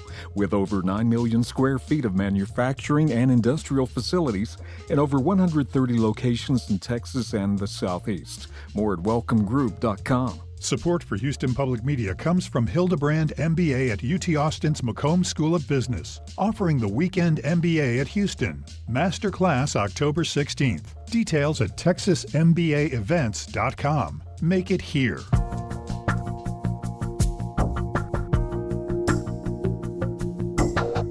And now back to Hello Houston. To comment on any of today's topics, call 713-440-8870 or email us at talk@hellohouston.org.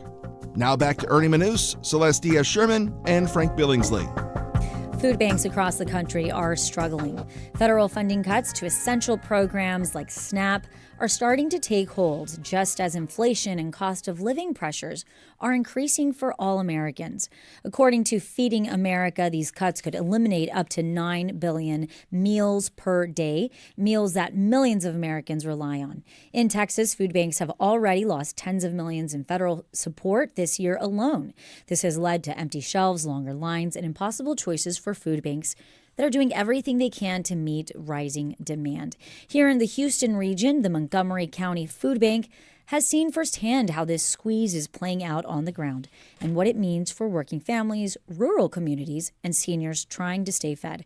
Joining us now is Scott Burns, the Vice President of Growth at the Montgomery County Food Bank. Scott, welcome to Hello Houston. Thank you for having me. We appreciate it. And if you have a question or comment, you can join the conversation at 713-440-8870.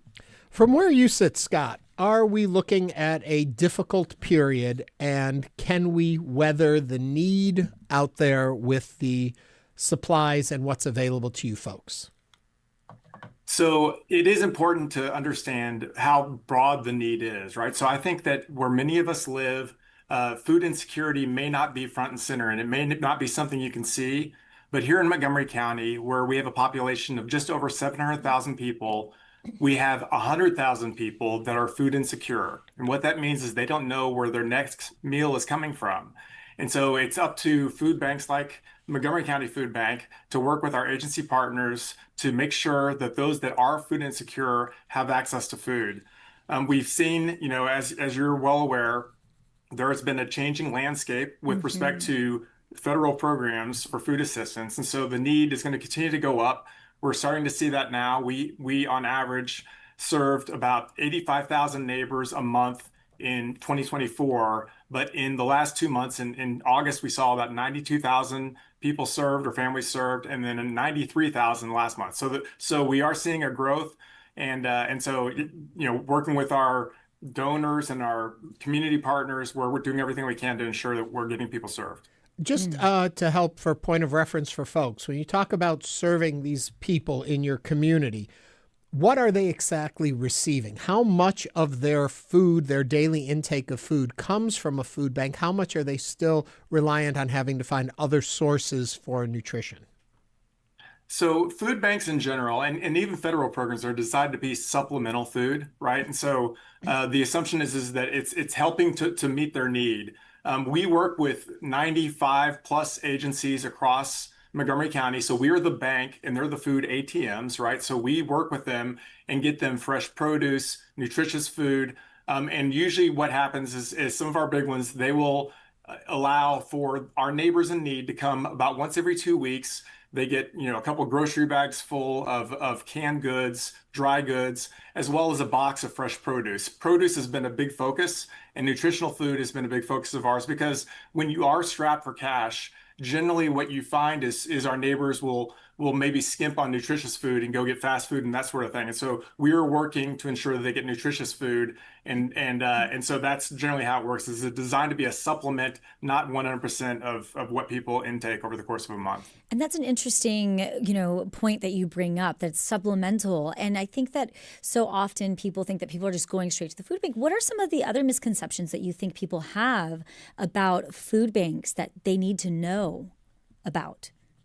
I think a big thing, and I've been volunteering before. I started here at the food bank about earlier this year, and have been volunteering at a food pantry for the last several years with my wife, who continues to do that. And so when I'm there at the food pantry or food bank, basically at one of the agencies, talking to our neighbors, what you find is the vast majority of neighbors are what we consider the working poor, or people that are working to make ends meet, right? So it's not. They are not people that are coming and look, basically looking at this as their sole source of food. They realize, and they're not super excited about being there at the food bank, right? They'd much rather be able to provide them for themselves, but they found themselves in a situation, whether it's a health issue or a car repair, anything, when you are right there on the cusp, any big event can cause you to be in need. And so what I would say in general is a misconception is that people are not out there working. Most of the people that come and see us at the food pantries are those that are working, but they still are not able to make ends meet. Right. When you talk about this, I'm also concerned, and it's probably stating the obvious, and we've already talked about it a little bit, but I just want to put a refocus on it. As we're talking about federal funds and the funding across the board for food services decreasing, and also we're looking at the economy and the concern, the need increasing, I'm guessing we're going to hit a point where we can't take care of those in need. Do you see that on the horizon? And if so, what are alternative things we could be doing right now so we don't hit that breaking point? So we are just now starting to see some of the effects of the shutdown and some of the changes to federal programs. And so the need, we haven't fully assessed what the need will be and how many incremental neighbors will show up needing help. That said, what I will say, a very positive, is that we have a very philanthropic community that is very, very, very, very eager to give. And they give to a lot of nonprofits, especially here in Montgomery County. We've got a lot of nonprofits that are serving a lot of different needs here in the community. And so we are not looking and relying on federal funding as like the primary or sole source. We are actively working with our retail partners. We've got great retail partnerships with grocery stores like H-E-B, Kroger, Walmart, et cetera. And so we're working with them to ensure that we are continuing to get an influx of the food that, again, it's rescuing that food that they may not be using at all, right? So as new food comes into their inventories, whatever's on the shelf has to go somewhere. And so we are working to rescue that food, quickly sort to understand what's still consumable by our neighbors, which is the vast majority of the food, by the way. So we work to quickly get that to them and then get it out the door. And so what I would say is that we are working with the understanding that, hey, we need to be self-supporting. And so my specific role here at the food bank is to ensure that we've got corporate partners, we've got individuals here in the community that are helping to fund and support to ensure we can continue to do our jobs, serving those that are most in need. And Scott, we so often hear about the Houston Food Bank, and I believe you all, do work with them. But Montgomery County Food Bank, what areas specifically are you all serving? So we're located in Conroe, and so we're in the area. So basically, our county is the big cities in our county are Magnolia, the Woodlands, Conroe, New Caney, Porter, Willis, and so this is a very rapidly growing part of the Houston area. We're the 7th fastest growing county in the U.S. So as you think about the growth of Houston can only grow in certain directions, and north is one of the directions in which it can grow. And so as we continue to grow, we're seeing the need to continue to grow. So I do think what is imperative is for people to understand that the need is there. Again, most people may not realize that the person sitting next to you at church or the kid your children are going to school with is in need. And so making people are aware of the need, that food insecurity is real. And again, in a relatively small but growing county of about 750,000 people, 100,000 of them are food insecure. So making sure people are aware of the need so that when it comes time to, support those nonprofits that are serving, food is a basic need. And so we want to make sure that people are aware of the need and that they're helping to support our neighbors that need it the most. When we talk about the work that you folks do, we're spending a lot of time already in this interview talking about the product itself, the food itself. What other services do you do through the food bank that helps connect maybe people in our community to other services that are out there, programs that can aid in this regard? So we actually have someone on staff and a group of people, but one specifically that goes out to the food pantries and to hospitals to help enroll people on programs that they may be eligible for. So SNAP being the big one.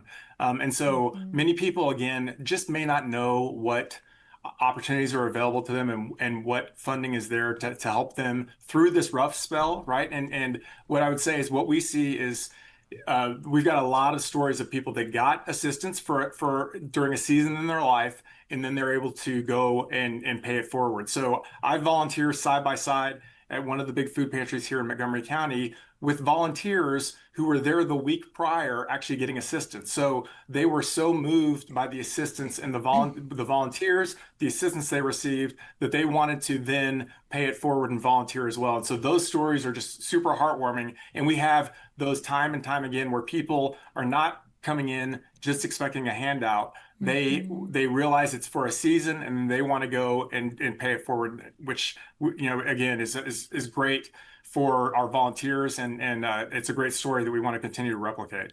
We were joking a little earlier today about how I had a movie night, we had all this food there and stuff, and it made me think and wonder, and if you can advise people on this, if you have something like that and you've got 40, 80 buns left or packages of hot dogs, can food banks accept that, or does it have to come through a product organization? No, we're in the midst of food drive season, right? So as the holidays come up, that is where we see a time of great need. And so we've got, if you go to our website, people can easily host their own food drives. They can drop off food at a number of different locations across the county. So yes, we want to, food waste is is a part of our overall mission, right? We want to prevent food waste and at the same time ensure that food is getting to those that need it the most. We are a country of abundance. And so it's really a matter of taking that abundance, making sure people are aware of the services that are being provided, and then getting that abundance into the hands of those most in need. And that's such a great point, Scott, about food waste. What are some things that you all accept when we're looking at that? Are there things that you don't take? So basically, when it's a prepared food, we primarily think about us being more of a grocery store where you're not getting prepared food like restaurant style food. So, but if it's something that you have at the grocery store or something that's in your pantry, many things you'll see on packages are best by dates, and so those are very much a guideline.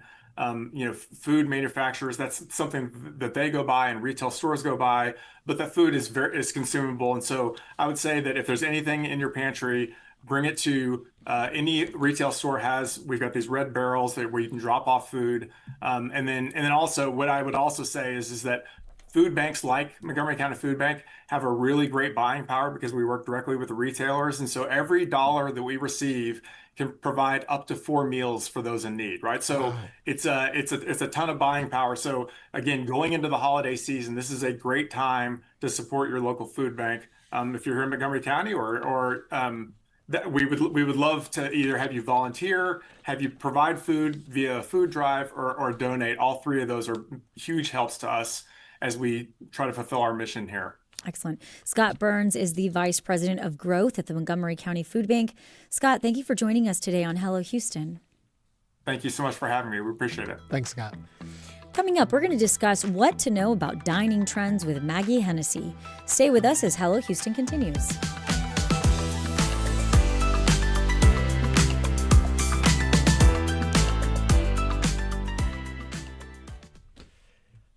Stories like the one you just heard are made possible because of you. And we mean that. Houston Public Media is fully supported by you, and your support is the reason this station exists. Give today at houstonpublicmedia.org/donate or call 888-909-0887, and you have to take advantage of this surprise triple match. One of my favorite things that makes Houston Public Media special is that we're available to who? Everyone. Some listeners can't give right now, and that's okay. But if you're in the position to support this station, do it. Do it for you, for your neighbors, for everyone in your community. And remember, right now, we are in a triple match. So those that give, rely on us, and those that can't give right now, rely on you. So right now, give at houstonpublicmedia.org/donate or call 888-909-0887.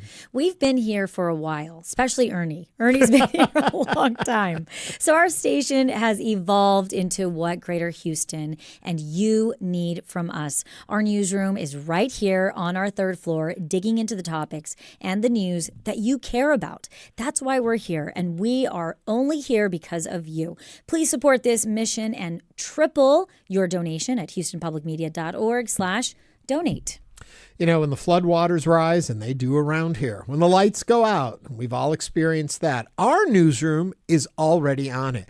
We're providing real-time coverage for road closures, shelter information, and safety updates. That's what Houston Public Media does. In addition to the news you get regularly and the programs you listen to for joy and education, when you need information in those crisis moments, we are here for you. If you turn to this station to get alerts and vital information during storms or floods, now is the time to give and continue to make our service stronger. HoustonPublicMedia.org/donate or call 888-909-0887. It's all because of you that Houston Public Media is here to share trusted news, life-saving alerts, and local stories that they connect us. We've lost federal funding. That's no secret, but that's also a big deal and so different for us. And that's why we are asking you to support this station. Triple your gift now at HoustonPublicMedia.org/donate. Or you can call 888-909-0887. As Celeste just said, as I've been saying, it's triple match time. We've only got about, I'm trying to do my math fast, 17 more minutes or so to triple match your donation. Whatever you give right now, whatever you can do, push a little harder, give as much as you can right now, because then our organization has folks that are going to make that triple the impact. Do it now. HoustonPublicMedia.org. You count on. Hi, I'm Michael Schaefer. My partner Ellen and I have been proud supporters of public radio and TV for decades. We really would be lost without our daily fix of unbiased national and local news, cultural programming, and great entertainment. But with recent federal defunding, stations like Houston Public Media face real challenges. Now's the time to step up. Give now at HoustonPublicMedia.org. Thank you.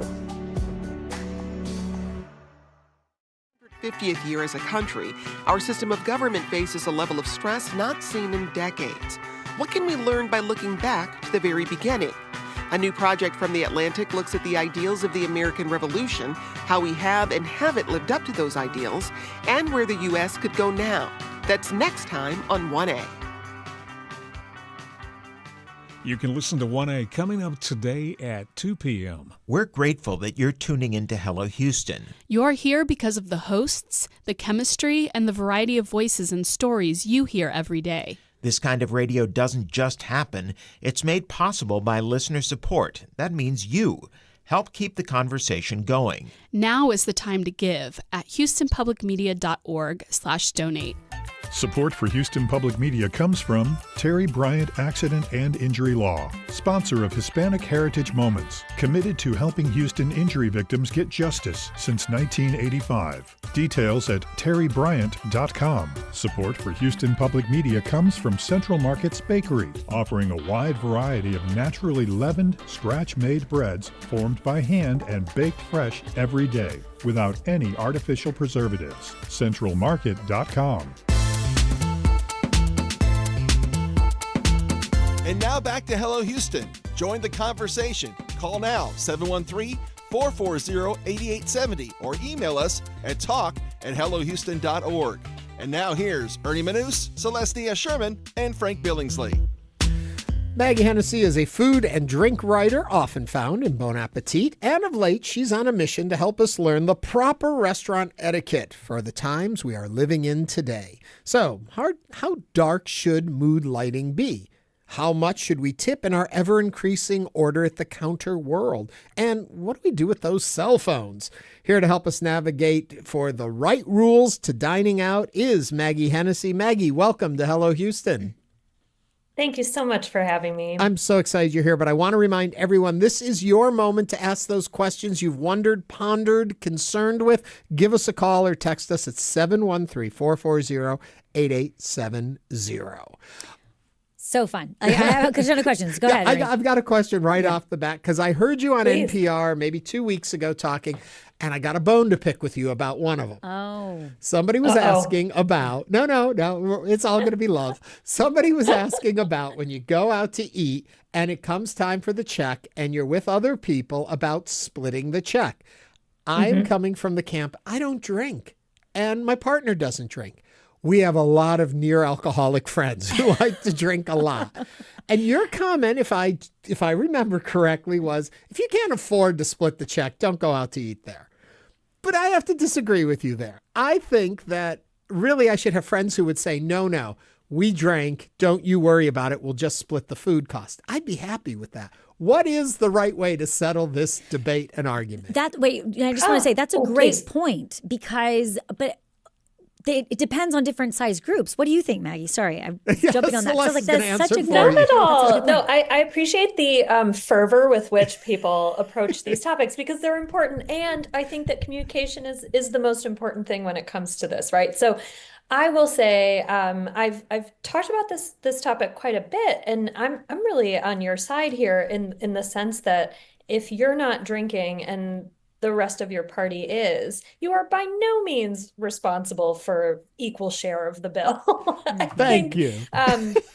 Absolutely. I think that we should we should really like think about, the main thing with etiquette that I really enjoy is it's an opportunity to make sure that the people around us feel comfortable, right? And so that goes for how much they're spending on the bill. And to be fair, the markup on alcohol is high. So I think right off the bat, and if you're with folks who are sort of glibly just saying, oh, let's share it equal parts, no problem. Sometimes you're not as comfortable socially with those folks. So maybe you would sort of demur and go, okay, fine, we'll just swallow that. But if you're at all comfortable with them, I think you go call them out on it and say, no, we didn't have any alcohol. We're just going to split the food cost. I think that's more than fair. I don't want to belabor the point, but I worry that then you look cheap. It's like, absolutely not. And I want everyone to be like, oh, of course, Ernie, that makes perfect sense. You had a side order of fries and we had a bottle of champagne. I don't think we should evenly split this.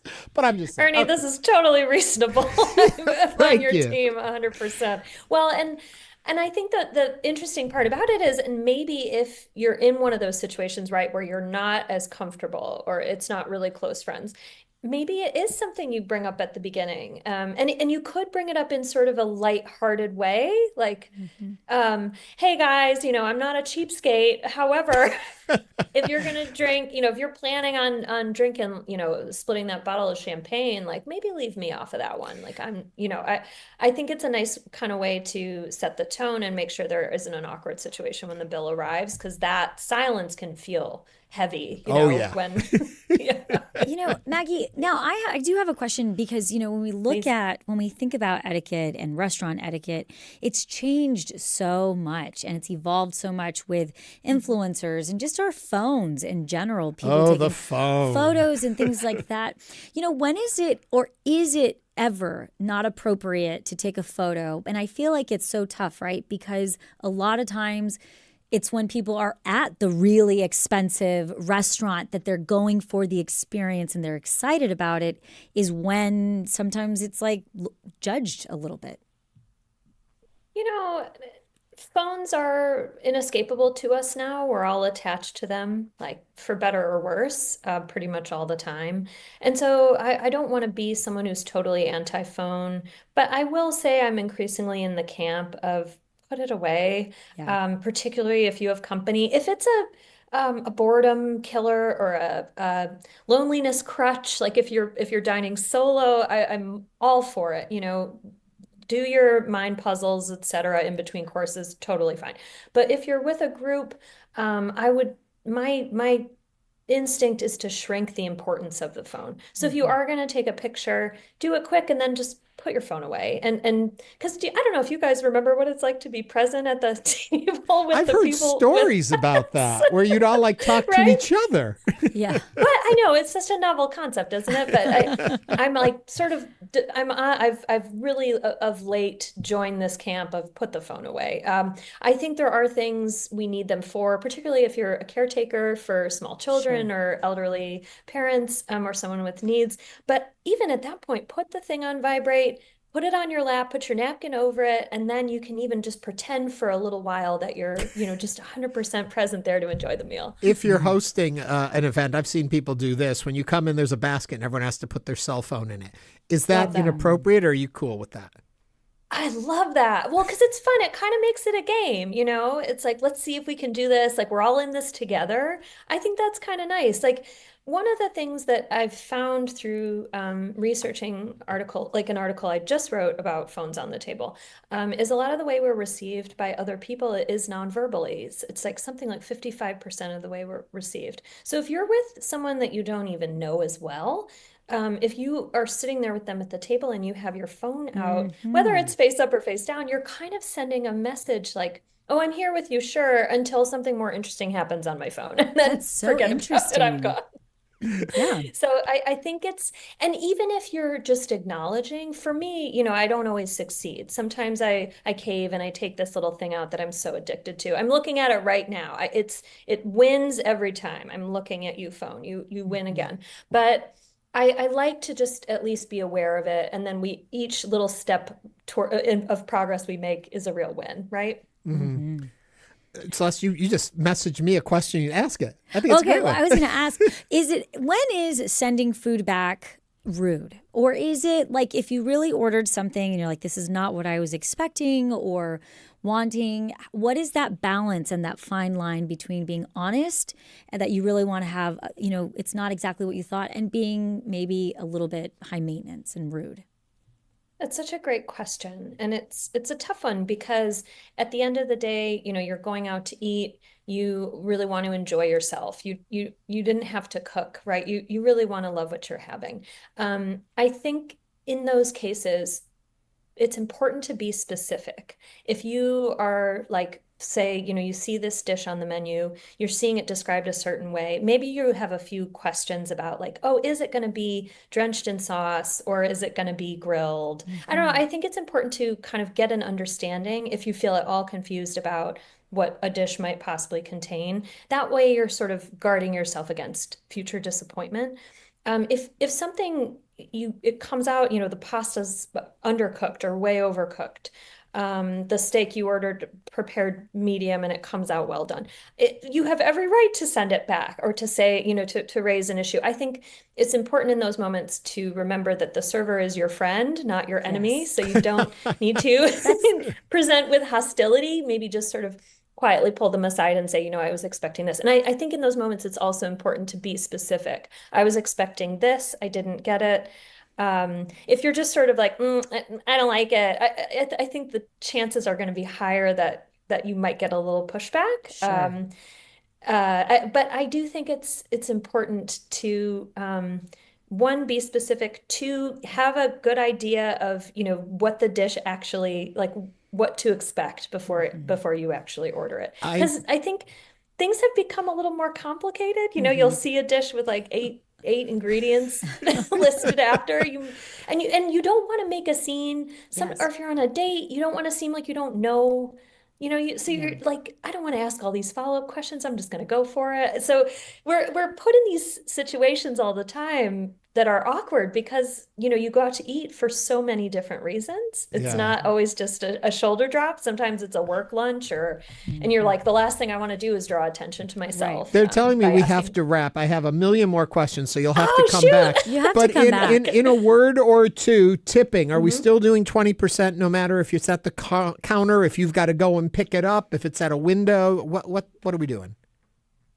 I would say full service, if someone's bringing food out to you, 20% is a great way to go. If you're at the counter, I tend to top it out at like 10 or 15%. It's mainly if you're feeling like, if you're just feeling generous, which I think we should feel generous when we go out to eat. It's a tough business, hospitality. They're facing razor thin margins, and the ones that are trying to do the right thing and pay their staff well, it's tough. It's tough to afford labor at this moment. Come back, and we'll talk more. Yeah. They're trying. Yes. Thank you. Would love to. Maggie Hennessy. What a pleasure. It's been a pleasure. Maggie Hennessy is a food and drink writer for Bon Appetit and the author of the Burger Bible, everything you need to know about the humble hamburger. Maggie, again, thanks for joining us on Hello Houston. Thank you. And thank you so much for the service you provide us. Thank you. And that brings us to the end of our show. We want to thank you for watching and listening to Hello Houston. We'll be back tomorrow with more conversations. This is News 88.7.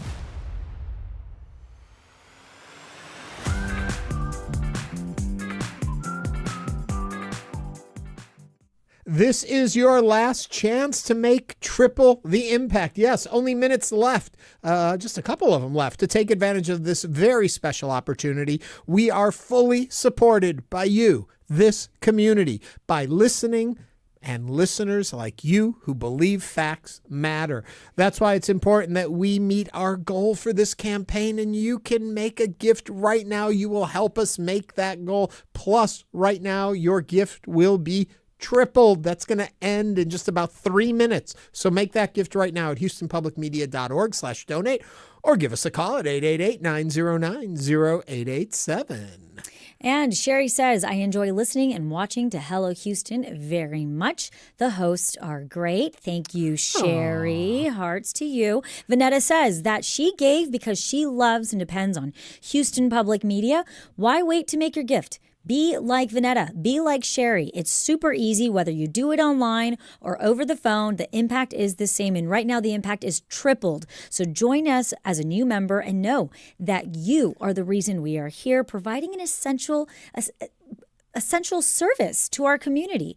Make your gift now at houstonpublicmedia.org/donate or call 888-909-0887. We've only got 2 minutes left in the triple match. But what I want you to know is if your call comes in, it's included, even if you're not done with the process of talking to them. Or if you started online, it continues as long as the initiation began within the next 2 minutes. We're good. So right now, make that donation and make it ×3 to the impact it has on the station. Houston Public Media has always stayed true to its mission of bringing you independent local journalism and local programs that matter to you. Your support ensures that we can continue to do that for you and for all of Houston, especially now. So do it. HoustonPublicMedia.org/donate or do it on phone. 888-909-0887.